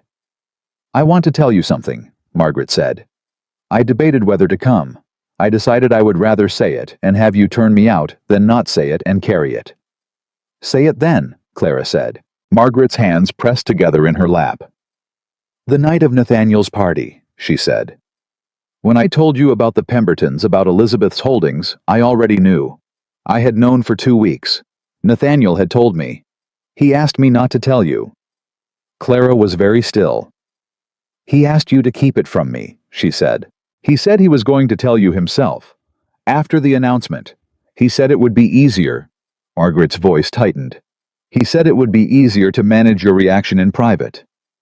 The room was very quiet. Clara thought about standing in the ballroom in the blue dress, not knowing, thinking the night was going to be one thing, while the people around her already knew it was another. She thought about Margaret appearing at her elbow with the precise timing of someone who had built up guilt into something that looked like concern. Why are you telling me this now? Clara asked. Margaret looked at her. Because I've been watching what you've done, she said. Everyone has. Pratt told Finch. Finch told his wife is my second cousin. The whole county knows you came back, sat across from Aldous Finch, and arranged your father's debt settlement in 1 afternoon. She paused. And I've been sitting with what I did for 6 months. And I decided... Her voice wavered slightly, and she controlled it. I decided I would rather apologize to a woman who doesn't need it than stay silent because it's comfortable. Clara looked at her for a long moment. She thought about what this would have meant 8 months ago, the betrayal of it, the sting, the way it would have layered onto everything else and made the wound deeper. She noticed that it didn't feel like that now. It felt like information, painful information, but information she could set down and walk away from because the woman who had needed to understand what happened in that ballroom had already understood. It had already built something new from the rubble of it, and did not need Margaret Holt's confession to complete the picture. Margaret, she said, I appreciate you coming. That took something. Margaret looked at her cautiously. I'm not going to tell you it was all right, Clara said. It wasn't. But I will tell you that what you did or didn't do is not the reason my life is what it is now. I made choices. You made choices. Nathaniel made choices, and all of them, including the ones that hurt me, led me somewhere I wouldn't trade for the version of the future I thought I wanted. She paused. So, yes, I accept the apology. Margaret exhaled. Something in her posture changed like a string that had been holding her upright, finally released. You're very different, she said. So I've been told, Clara said. Is Kentucky? Margaret hesitated. Is it really what they're saying, that you've built a school, managed a land settlement, kept a whole community from being bought out by a Philadelphia trust? Clara looked at her. I helped, she said simply. That's what I did. I helped and the people there let me, and it turned out that helping was something I was very good at. Margaret was quiet for a moment. I've been engaged, she said, to Edward Hartwell. He's 30 years older than me and very wealthy, and my mother is very pleased. Clara heard what wasn't being said. Are you? She asked. Margaret looked at her gloves. I thought I would be, she said. Clara was quiet. Margaret, she said carefully. What do you want? Not what's expected, not what's arranged. What do you actually want? Margaret looked up, and the expression on her face was the kind that comes from being asked a question that should be simple and discovering to your shock that you don't know the answer. I don't know, Margaret admitted, very quietly. Then you need to find out, Clara said, before October is over. Margaret nodded slowly. She stood, straightened her gloves. At the door she stopped and turned back. Clara, she said, for what it's worth, I always thought you were the strongest person at any table. I just didn't say it. You're saying it now, Clara said. Margaret left. Clara sat with the silence for a moment. Then she got up and went to check on her father, and the world kept moving. The day before, she was set to leave for Kentucky. Something happened that rearranged everything she thought she understood about the next chapter of her life. Her father called her into the bedroom that evening while the light was going golden and thin through the curtains. He was sitting up straighter than he had been. His color was better. The neighbor, Mrs. Carlyle, had been managing his meals with more success than expected, and he had a box on the bed beside him that Clara recognized immediately. Her mother's box. The cedar one painted blue that lived at the top of the wardrobe and which she had not seen opened since her mother's death 7 years ago. Papa, she said. Sit down, he said. She sat. He opened the box. Inside, nested in faded silk, was a small stack of papers, and beneath them, something Clara had never seen before, a folded legal document, old the ink brown with age. Your grandfather, her father said, left something in trust. For you. Not for me, not for the Whitmore household, for you specifically. For when you married, or when you turned 25, whichever came first. He picked up the document. You turned 25 in August. Clara stared at him. I've been meaning to tell you, her father said. I tried to tell you in the spring, before Nathaniel. He stopped. And then everything happened, and I thought I didn't want you to think it would change what I didn't want to complicate. Papa. Her voice was very level. What is it? He handed her the document. She unfolded it. She read it. She read it a second time more slowly. The Whitmore Trust. Her grandfather's trust, set aside before she was born by a man who had understood that daughters needed independent foundations, held 40 acres of land in Henrico County outright. Not mortgaged. Not borrowed against. Held in her grandfather's name, transferred to her name upon the terms described, and therefore untouchable by her father's creditors, because it had never legally been her father's to pledge. 40 acres. In her name. Hers. She set the document down on her knee. Her father was watching her. Why didn't you tell me? She asked. Her voice was still level, but there was something underneath it. Not anger, not yet something more like the particular shock of understanding that the ground you thought had completely given way had in fact held a corner. I thought. Her father's hands moved on the coverlet. I thought if you knew you had something of your own, you might not try so hard to secure a marriage. And I wanted Clara. I wanted your future to be stable. I thought Nathaniel was that stability. You thought a husband was safer than land, she said. I was wrong. he said immediately. Simply, I know I was wrong. She looked at the document, 40 acres in Henrico County. Her grandfather's hand. Her name in his writing, and then the legal transfer notation in the attorney's hand, and then her own name again at the top, which was her name, Clara Ann Whitmore, and had always been hers. Is it still? She started. It's still there, her father said. I couldn't touch it. It wasn't mine. Finch couldn't touch it either. His debt was against my holdings, not yours. He looked at her with something that was beyond apology and hadn't found its words yet. It's yours, Clara. It has always been yours. She sat with this for a moment. 40 acres. Not a fortune. Not a solution to everything. But something. A foundation. Solid ground beneath her feet that had been there all along, hidden from her by someone who had loved her imperfectly and meant well and caused harm. Anyway, the oldest, most human combination there was. What do I do with it? She said. Not a question for him. A question for herself said aloud. Her father understood the difference and did not answer.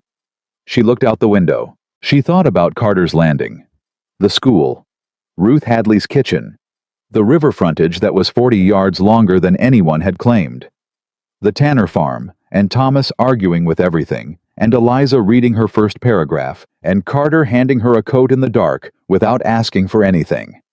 She thought about build with what's left, and she thought 40 acres in Virginia is not nothing. 40 acres in Virginia, managed well, is income. Income is independence.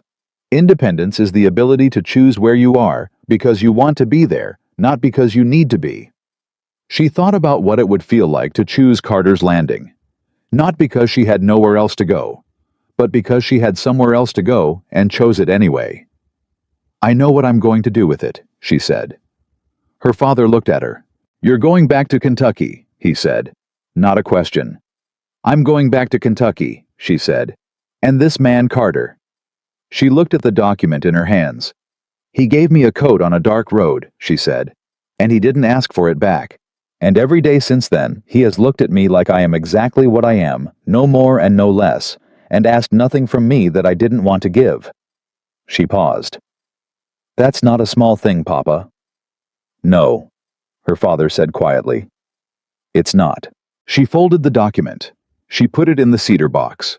She leaned forward and pressed her lips to her father's forehead, the way she had done as a child, and stayed there for a moment. I'm going to arrange for Mrs. Carlyle to stay on, she said. I'll send money from the land income once we have a tenant. You won't be alone.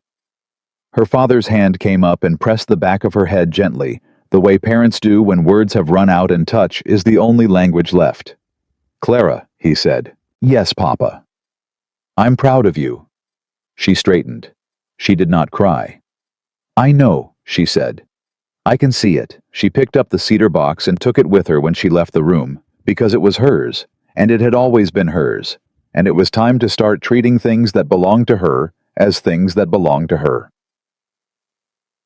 She left for Kentucky the following morning. The road back felt entirely different from the road away.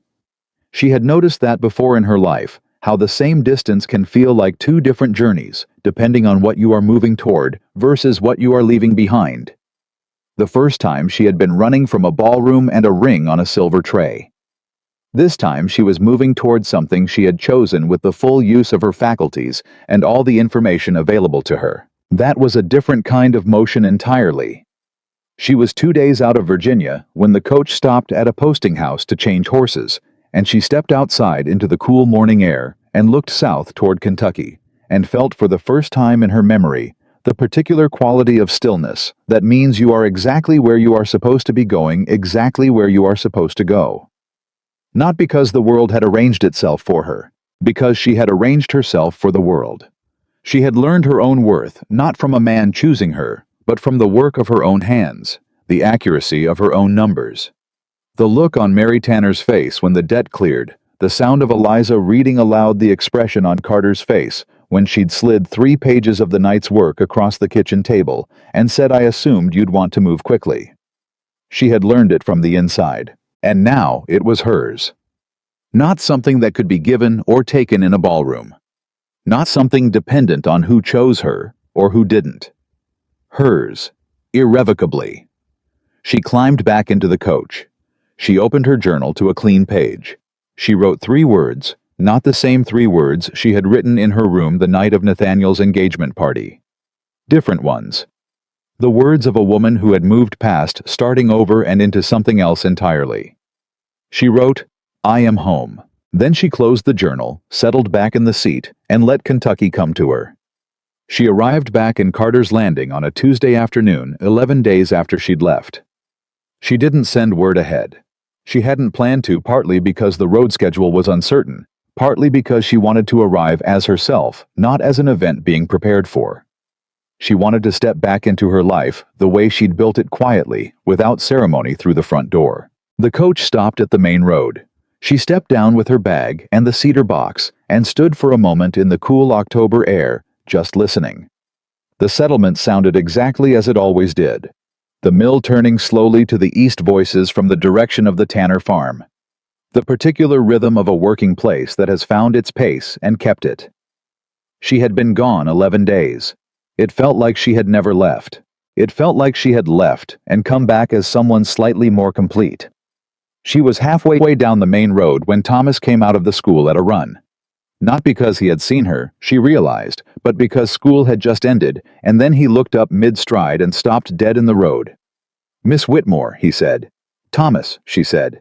"How did it go?" He fell into step beside her immediately, with the energy of a boy who has been managing something large and is desperate to report on it to the only person whose opinion he actually wants. "Good," he said. "Mostly good. Eliza finished the advanced reader. I had to borrow it from Mr. Carter's study because we ran out of pages in the school copy. He said that was fine. There was a problem on Wednesday with the Henderson boys fighting in the yard, and I handled it." A pause. "I may have been slightly too loud about it." "How loud?" Clara asked. "Mr. Pruitt heard me from the field." Clara pressed her lips together. "But they stopped fighting," Thomas said quickly. "Then you handled it," she said. Thomas stood up slightly straighter. They reached Carter's house. Clara stopped at the porch steps, looked at Thomas. "You did well," she said. "Genuinely. I knew you would." Thomas looked at her with the expression of a boy who is 13 and therefore cannot show how much that means to him, but cannot quite hide it either. "Yes, ma'am," he said. And then, with a casualness that didn't fool either of them, "Mr. Carter asked about you, every day." I went before she could respond. She stood at the bottom of the porch steps for a moment, holding her bag and the cedar box, and felt her heart do something that was not complicated and not frightening and not uncertain at all. Then she went up. Carter was in the study when she knocked. She heard the pause, the particular quality of silence that means someone has stopped what they were doing and is deciding whether to believe what they think they heard. Then, "Come in." She opened the door. Howe was at his desk, and he had clearly been working, papers spread in front of him, pen in hand. But when he saw her, he set the pen down with the deliberate care of a man who is making sure he doesn't knock anything over, because his hands have suddenly become less reliable than usual. He stood. "You're back," he said. "I said before the first snow," she said. He looked at her. All of her the way he always did, not assessing, not calculating, just seeing. "How is your father?" he said. "Better. Mrs. Carlyle is staying on. The debt settlement is arranged." She set her bag down, kept the cedar box in her hands. "There's something I need to tell you." "Sit down," he said. "I'd rather stand," she said. "It'll be easier." He stayed where he was on his side of the desk and watched her with the steady patience that was one of the things she loved most about him, the fact that he never rushed a moment that deserved its full time. She told him about the trust, about the 40 acres, about her grandfather's box and her father's voice when he said it has always been yours, and the look on Eustace Pratt's face when she'd confirmed the legal standing of the land that Aldous Finch's claim couldn't reach. Carter listened without interrupting. When she finished, the room was quiet. 40 acres in Virginia, he said. "In my name," she said. "Outright." He was quiet for another moment. "What are you going to do with it?" he asked. It was the same question she had asked herself in her father's bedroom. But from Carter, it had a different weight because Carter asked it without agenda. Not will this change things, and not will you leave, and not what does this mean for me. Just what are you going to do with it? Rent it, she said. There's a family in Henrico County, the Dunbar family. They've been farming adjacent land for years, and they've been waiting for the Whitmore parcel to come available. The income will cover my father's household and leave a remainder. She looked at him. I don't need it to live on. Carter held her gaze. Because you have a salary here, he said. Because I have a life here, she said. The salary is part of it.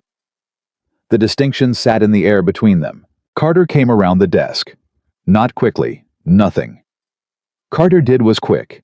It was one of the things that made him trustworthy, the fact that he never moved from impulse, but with the clear intention of someone who has decided something and is acting on it with his full self. He stopped in front of her. Clara, he said. William, she said. I need to say something that I've been not saying for approximately 4 months. I know, she said.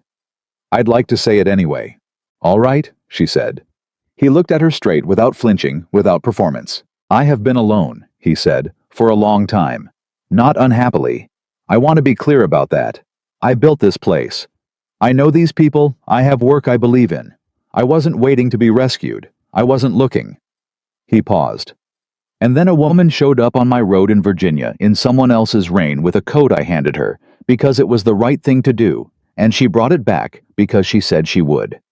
And in 4 months, she has restructured my accounts, saved my land, run my school, faced down a Philadelphia land trust, and sent a man from Virginia home without letting me interfere. Another pause, shorter this time. And I find that I would like to spend the rest of my life watching what you do next. Clara looked at him for a long, full moment. She felt everything she had carried for the last 8 months. The ballroom, the ring, the road south, the ledger at 2 a.m, the cedar box, the 40 acres. Her father's hand on the back of her head, and she felt it not as weight, but as history. The particular history that had made her exactly this person standing in this room, capable of hearing this from a man like this, and knowing with absolute clarity what was true. William Carter, she said. You gave me a coat and told me to build with what's left. You wrote my father a letter when you didn't have to. You hired me for work instead of charity. You read my 3 pages at 6 a.m. and said thank you, like it was the right size of word. She held his gaze. You have been seeing me clearly since the first night I met you. That is not a small thing. That is in fact the only thing that has ever mattered. He reached up and took her face in both hands. Careful the way he did everything, deliberate and warm and entirely without performance. Is that a yes? He said. That is an absolute yes, she said. He kissed her, not dramatically, not the way it happens in stories told to impress. Quietly, with the fullness of 2 people who have been moving toward each other for months and have finally decided to stop navigating around the fact and simply arrive. When they separated, Clara was aware of 2 things simultaneously. The particular quality of the afternoon light coming through the study window, and the sound of Ruth Hadley's footsteps in the kitchen, which had a distinct rhythm that suggested she had been listening from the hallway and was now walking away with the satisfied speed of a woman who has been waiting for this exact moment since approximately October of last year. Ruth knew, Clara said. Ruth has known since the first week you arrived, Carter said. She never said anything. Ruth doesn't say things, Carter said. She just stays in the doorway a little longer than necessary. Clara laughed. Really laughed, the kind that comes from relief and joy, and the absurdity of 2 careful people taking 4 months to say obvious things. Carter was smiling. A full one. She had not seen that before. It changed his face entirely, opened it, made it younger, made it something she wanted to look at for a very long time. William, she said. Yeah. Ruth is going to be insufferable about this. Absolutely, he said. There is no way to prevent it. She stepped back just far enough to breathe properly. I want to talk about the school, she said. I have ideas about what comes next. The Tanner children need advanced materials, and I think we can expand to take on students from the Fleming settlement if we build an additional room on the east side. Clara, he said. And the accounting system needs to be reorganized by quarter rather than by harvest, because the current structure creates gaps in the fourth. Clara, he said again, with the patient, warm, slightly exasperated tone of a man who is learning what it means to be loved by someone who does not slow down. She stopped. He was looking at her with an expression that was full of something she recognized, now the exact quality of seeing that she had been looking for her entire life without knowing it had a name. Tomorrow, he said. All of that is tomorrow. She looked at him. All right, she said. Tomorrow. The news moved through Carter's Landing, the way all significant news did, faster than anyone admitted and with more accuracy than anyone expected. By Wednesday morning, Ruth had said nothing to anyone technically, but had made a second cup of coffee without being asked. When Carter and Clara sat down at the same time at the kitchen table, which was in Ruth Hadley's vocabulary equivalent to a public announcement, by Wednesday afternoon, Pruitt had appeared at the study door, looked at Carter, looked at Clara, looked back at Carter, and said simply, "Good," before going back to the field without further ceremony. By Thursday, Thomas had told Eliza, who had told her mother, who had told Mary Tanner, who had said according to Ruth's second-hand account. Well, of course, any fool could have seen that was coming. Clara found this information more pleasing than she expected. She was at the school on Thursday, when Eliza appeared at her elbow after the reading lesson with the careful casualness of a 9-year-old who has something important to say and is trying to find the right approach. "Miss Whitmore," Eliza said. "Yes, Eliza." "My mother says you and Mr. Carter are going to get married." Clara kept her expression composed. "Does she?" "She says it's good because you're smart, and he needs someone smart." "That's very practical of your mother." Eliza considered this. Then, with the directness of a child who has not yet learned to dress her real thoughts up in manners, "Are you going to stay?" "After some people leave when they get married." Clara looked at her, at this small, serious-eyed girl who had walked into this school unable to read a full paragraph, and now finished books, who had absorbed knowledge with the intensity of someone who understood instinctively that it was the most portable and permanent thing in the world. "Eliza," Clara said, "I am going to stay. This is where I live. This is where I work. Those things aren't going to change because of who I marry." Eliza nodded, satisfied. Then she went back to her book. Clara stood at the front of the empty classroom for a moment after the children filed out and felt the particular quiet joy of a life that was exactly what she had made it. Nothing accidental, nothing borrowed, nothing contingent on someone else's choice about her worth. She had built this. She was staying in it. The letter that arrived the following week was not from Nathaniel. It was from his father, Harlan Ashford. Clara recognized the Ashford seal on the outside and opened it with the calm of a woman who has genuinely stopped being afraid of things that used to frighten her. Harlan Ashford was dying. He did not say it that directly. He was Harlan Ashford, and he had been managing the presentation of information his entire life, but it was clear enough between the formal sentences. His health had declined significantly. The Ashford estate was being restructured. Nathaniel was managing the transition, and the Pemberton marriage, which had not yet been formally completed, was under renegotiation due to disagreements about the terms of the Ashford land consolidation. None of that was why Harlan had written. He had written because of a single paragraph near the end of the letter, which Clara read twice, and then set on the table and did not pick up again. He wrote, "I am told, Miss Whitmore, that you have distinguished yourself considerably in Kentucky, that you resolved a significant land dispute, restructured a settlement's financial position, and built a school that serves a growing community. I confess I underestimated you. I believe my son did as well. I am writing not to ask for anything, as I understand we forfeited any such right. I am writing because I am running out of time to say the things I should have said, and because I believe that acknowledgement, when it is genuine, costs the person giving it nothing, and means more than they expect to the person receiving it. You were the right choice, Miss Whitmore. You were always the right choice." Clara sat with this for a long moment. She thought about Harlan Ashford standing at the center of his ballroom with his white hair and his commanding voice, and his certainty that he was conducting the correct transaction. She thought about what it must have cost him, this man who had managed everything, to write this letter. To say I was wrong when there was nothing left to gain from saying it. She thought that is what integrity looks like when it arrives too late. Not useless exactly, But too late. She picked up her pen. She wrote back. Briefly. She thanked him for the letter. She told him she bore him no ill will. She told him truthfully that she was well and happy and building something she was proud of. She did not say you should have stopped your son. She did not say you could have changed everything. There was no point. He knew. That was why he had written. She sent the letter. Then she went to find Carter. He was at the paddock fence talking to Pruitt about the winter feed supply, and he turned when he heard her footsteps with the particular attentiveness of a man who has started listening for someone's approach without knowing when that habit formed. She handed him Harlan Ashford's letter. He read it. When he finished, he folded it and handed it back without a word. "Are you all right?" he said. "Yes," she said.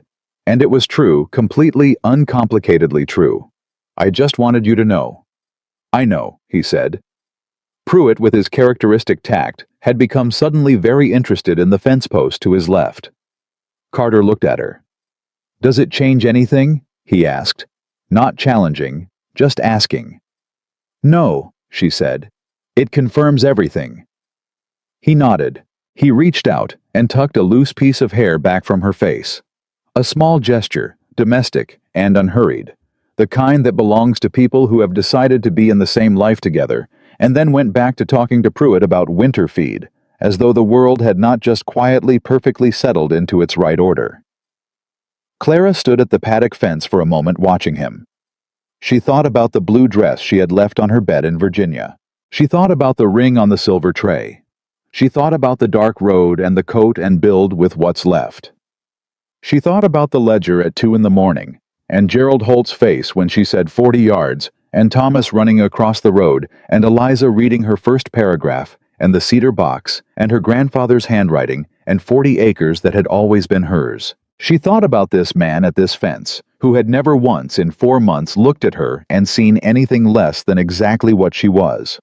And she thought, this is what it looks like when you stop waiting to be chosen and start choosing. This is what it looks like when you build something from the inside. This is what it looks like when the right life finds you. Not because you held still and waited, but because you moved toward it with everything you had, and it recognized you coming, and it opened. 6 months later, Clara Whitmore married William Carter in the yard outside the school she had built in front of every person in Carter's Landing, and a dozen neighbors from the Fleming settlement, and Mary Tanner, who cried through the entire ceremony with the complete lack of embarrassment of a woman who has earned the right to her feelings. Thomas stood in the back with his arms crossed and the expression of someone trying very hard not to cry, which meant he was in fact crying. Eliza had insisted on reading a passage aloud during the ceremony, a paragraph from the land management book that Clara had brought from Virginia, the one about building with what the earth gives you, rather than what you wish it would give you. Clara had agreed immediately, which had scandalized Ruth and delighted everyone else. Eliza read it clearly without stopping with the full, unself-conscious confidence of a girl who has learned that her voice is worth hearing. Ruth Hadley made the wedding cake and refused to let anyone help. Pruitt said at dinner that evening that he had known since the first week, and Carter told him that was impossible, and Pruitt said simply, "I'm never wrong about these things." And Carter looked at Clara, and Clara looked back at him with the shared private understanding of two people who are now in possession of a happiness so solid that other people's opinions of it simply pass through without finding purchase. At the end of the evening, when the yard had gone quiet, and the last guests had made their way home, and Ruth had gone to bed with the satisfaction of a woman who has watched something she believed in reach its correct conclusion, Carter and Clara sat on the porch in the October dark. The river was just audible to the east. The mill was still, somewhere across the settlement. A light burned in the schoolroom. She had left a lamp habit in case anyone came early tomorrow, and the sight of it small and steady in the dark filled her chest with something she had no need to name because she felt it completely. Carter reached over and took her hand. Not dramatically. The way he did everything simply with intention, without asking for more than the moment contained. "You know," he said, "you never asked me what happened to me, before, why I was alone." She looked at him. "I know," she said. "I figured you'd tell me when you were ready." He was quiet for a moment. "There was someone," he said. "Years ago, she chose a wealthier man. Her father arranged it. She didn't fight it. He said it without bitterness, just the plain factual tone of a man reporting the weather from a storm that has long since passed. I built this place after. I told myself I was done with it. And now, she said. He turned to look at her. And now, he said, I understand that I wasn't done. I was waiting for something I couldn't have described, something that would come through a door I hadn't thought to open. Clara looked at him for a long moment. You gave a stranger your coat in the rain, she said. I did, he said. That's the door, she said. You opened it that night. You just didn't know what was going to walk through. Carter looked at her, and then he smiled that full, open smile that she had first seen on a Kentucky morning and had been collecting ever since, the way you collect the things that make you understand what it means to be alive. No, he said. I didn't know. He brought her hand up and pressed his lips to it briefly, the way you mark something you intend to keep. The October night moved around them, cool and full and quiet.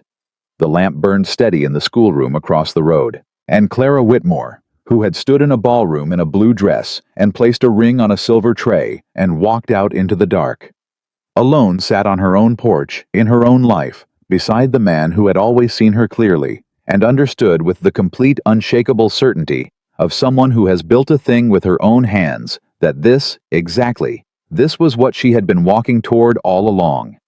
Not rescued, not chosen by someone who mistook her worth. Arrived, and she had gotten here entirely on her own terms.